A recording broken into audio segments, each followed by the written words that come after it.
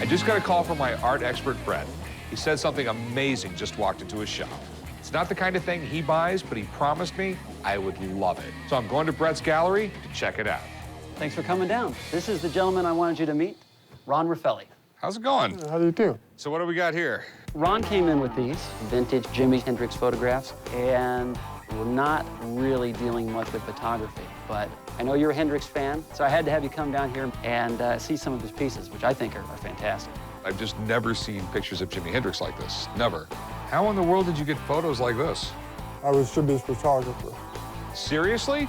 That's why I'm all gray. I was looking to start marketing my archive, and this film that I had of Jimi Hendrix had never been seen. I kept them for myself for too long. It's time that people see Jimi Hendrix for who he really was. How did you get a gig being Jimi Hendrix's photographer?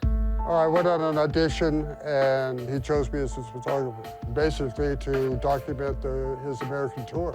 I'd become basically a member of the band. These have been in my archive for the last 40 years. Okay. One of the things I find most amazing about Jimi Hendrix is he was only on the American rock scene for 2 years, and that 2 years changed rock and roll for the next 40 years. Eric Clapton told me when he first heard Jimi Hendrix play that he thought he was going to put them all out of business. That he would be selling shoes in a month. Jimi Hendrix did things on a guitar that a lot of people never thought were possible. And since he died so young, his memorabilia is huge. So a bunch of never-before-seen photos would drive some collectors nuts. So what do you think about these? I think they're great. You were really part of his inner sanctum, and I think that really shows through in the photographs. They don't have the whole persona. Jimmy's not a rock god. He's kind of unveiled. All right, so these are all from the original negatives and the... Yeah, I mean, they look to be from the original negative to me, and I don't recognize any of these images of this having ever been published. I buy a lot of stuff, but what surprises a lot of people, I buy fine art too. It can be tough in a recession, but with the right pictures at the right price, I can make a buck or two. So why are you releasing them now? I have been reborn, and I've taken all my old material, and I wanted to show Jimmy the way he should be shown and in the quality that he deserves to be presented in. Nobody had the access that I had. I've captured Jimmy, and he's in these pictures. You haven't even seen the most amazing shots yet. There's more? That's incredible.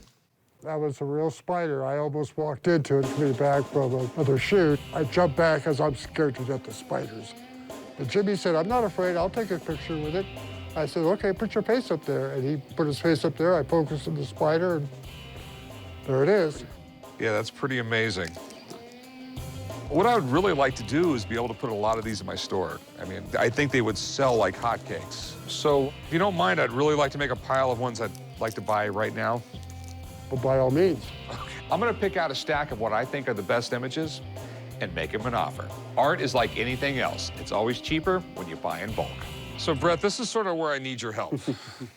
What do you think photos like this would go for? Do you mind if I ask you a few questions, Ron? Certainly. Okay.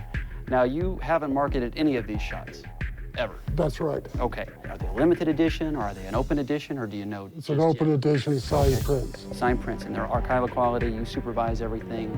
I do it myself. You do everything. Okay, very good. Do you have like a certificate of authenticity that you're doing that documents the process? Very good, right there. Okay. But I could see a piece like this, you know, nicely framed, maybe even a little placard kind of documenting the concert, that type of thing, selling $1,200 to $1,500. Okay. But I think they'll continue to go up over time. And these ones right here? The smaller ones, less so, maybe in the, you know, the $700, $800 range, I would say, but still very collectible. Vintage photography is very big right now, especially when you're talking about photographs of icons like Jimi Hendrix. I got 28 photos here. Normally, what galleries do is they take things on consignment and they generally get a really large discount. I'm not really asking for that. It's just not the way I like to do business. Make me an offer. I'll tell you what, I'll give you, for this pile right here, I'll give you $10,000. I can't accept $10,000 for these. They're worth at least 20. I mean, by the time he frames them, I put them on the wall. I mean, they take up real estate in my store. I'm gonna have to take other things down. What about 12? Nobody's seen them. They're unpublished. 18. This is some incredible stuff, but I'm taking all the risk here because you haven't been published before. I'm really seeing like 14,000. It's my heart and soul. Come on. We're gonna make a fortune.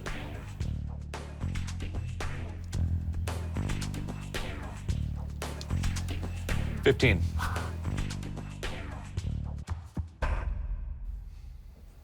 You got a deal. All right, thanks a lot, Brett. I really appreciate it. You're welcome. Look forward to seeing these in the shop. I'm really excited we were able to make a deal. I think I can make a serious profit once people realize what I have.